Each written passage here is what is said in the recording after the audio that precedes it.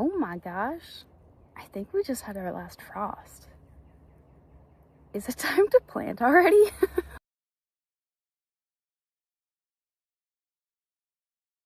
So we just had 2 frosty nights, which didn't affect anything in my garden at all. Everything is still looking great. Barely any damage, barely any change at all, which is great. I was a little bit nervous about it. I didn't cover a single thing in my garden. And we made it through those 2 nights, and our 10-day forecast is impeccable. No frost, not even close.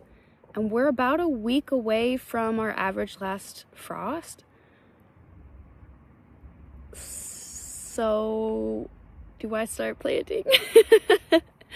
This is the time of the year where it feels a little bit risky to start planting because it could frost. But also it's so warm if it does frost. My garden only gets hit sometimes, especially when it's so warm during the day. Everything really has plenty of time to thaw, and my garden gets early morning sun anyway. So it's really, even if there's a little bit, like an hour or 2 of real cold temps, it really never affects my garden. Oh my gosh, I'm so tempted to just start planting, and I might do that this weekend, especially when it comes to things like flowers, where it's really easy to just get them re-going again or just plant some more seeds.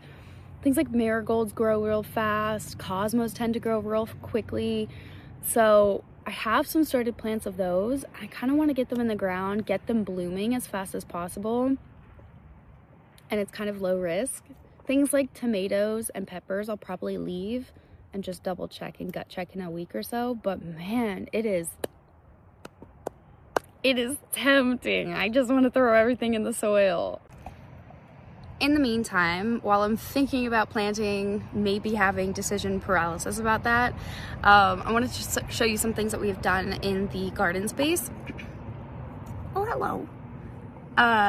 I built my last garden bed, which I was waiting to figure out how I wanted to build it, whether I wanted it to be wood or metal or something else. I wanted it to be something I can kind of add some whimsy to. So I have this low garden bed that I got off of Amazon. I built it last night and filled it, and I need a little bit more soil to top it off, but I want to grow climbing plants back here because I have a trellis right here which is covered by a screen because we got a projector.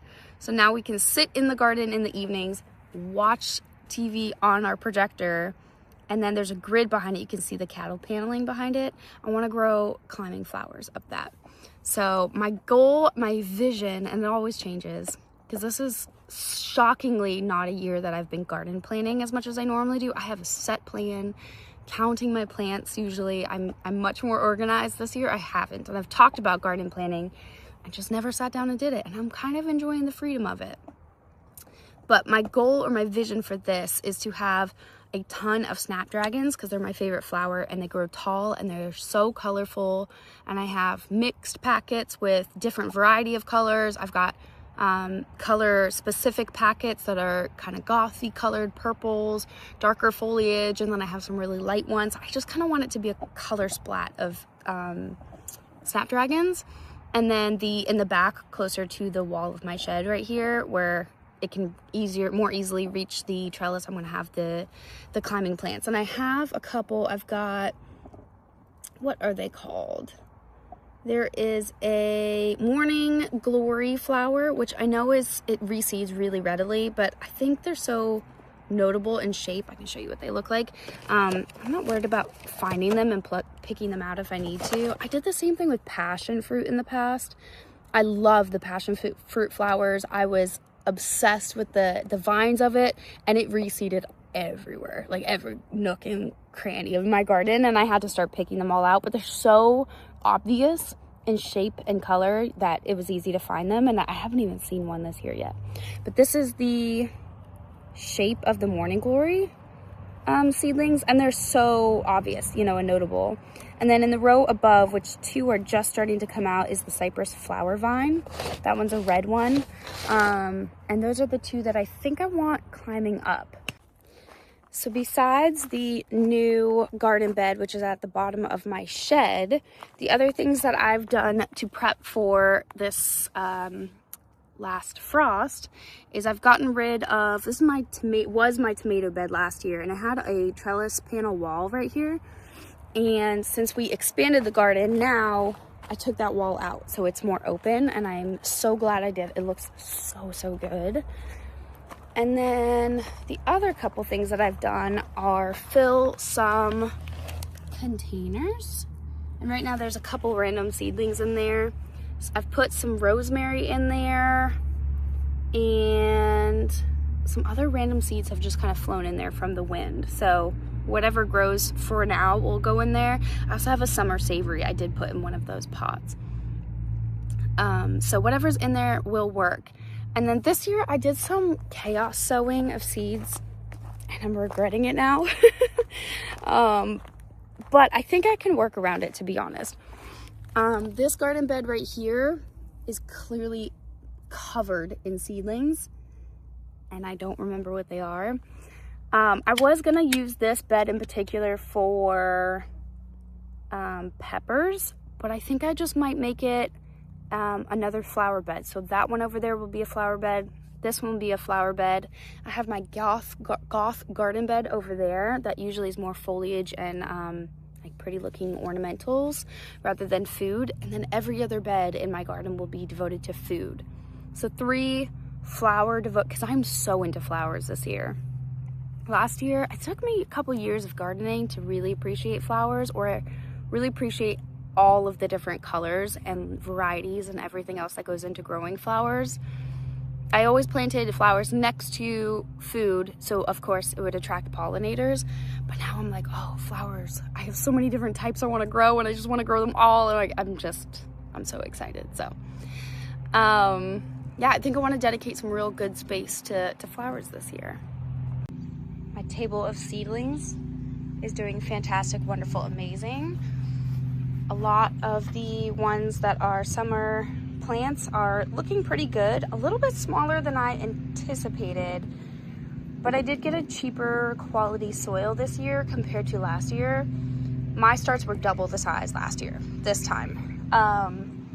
So a little bummed about that. I think that was a lesson learned on my part, but I mean, these are still sizable and certainly ready to go out into the garden. The peppers are gonna stay in their pots for another probably month, maybe 3 weeks.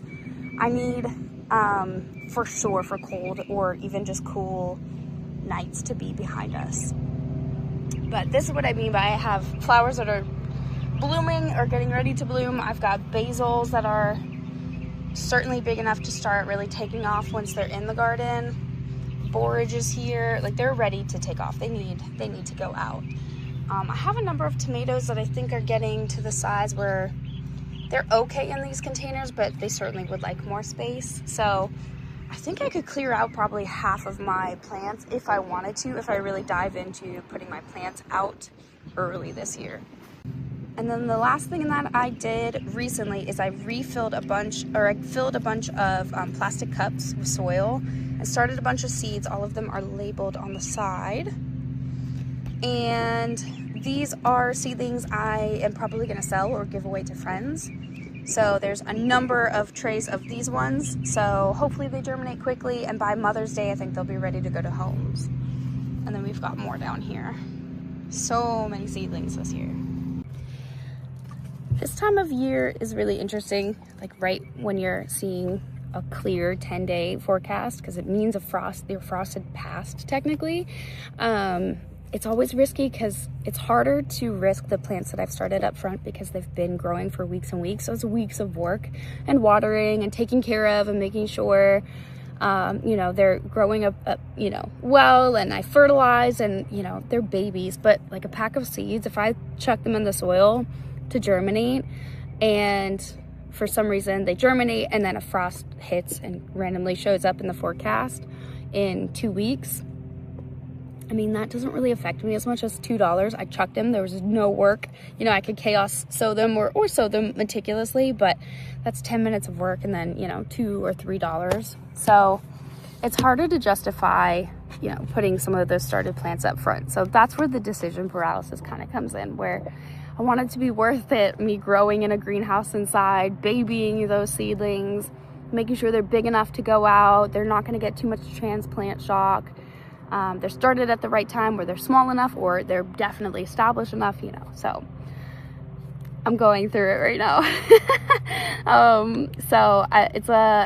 This no frost period that we're in currently starting today is about 2 weeks earlier than I expected. So very excited. I think I might start putting some stuff in the garden, but maybe not. I'm so curious in your region, how far off are you from your actual last frost date or your anticipated? And are you seeing clearer weather, warmer weather earlier than you're expecting?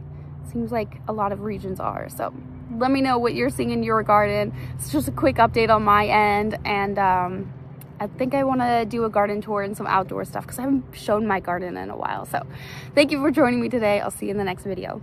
Bye.